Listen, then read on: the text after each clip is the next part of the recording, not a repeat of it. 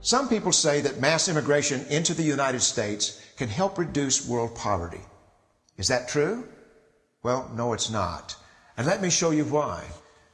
This gumball represents the 1 million legal immigrants that the United States has taken every year on average since 1990.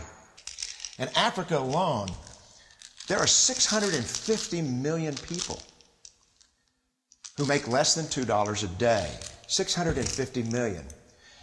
And in India, another 890 million people, desperately poor. China adds another 480 million people, making less than $2 a day. And unfortunately, the rest of Asia has a heartbreaking 810 million people who the World Bank says make less than $2 a day. And finally, there's 105 million of Latin America's population that are desperately poor. All told, the World Bank says there are 3 billion people in the world. 3 billion people who are desperately poor, making less than $2 a day. That's 3,000 gumballs. And every year, we take 1 million and suggest that we've somehow made a humanitarian difference. Even if we went by the most radical proposals in Washington, which are to actually double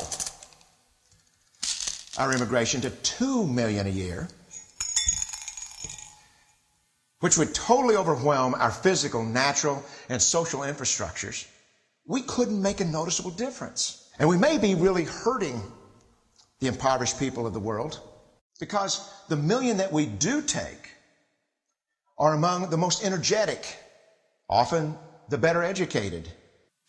Last year, when we took 1 million immigrants, these countries added, births over deaths, 80 million more people into the impoverished populations.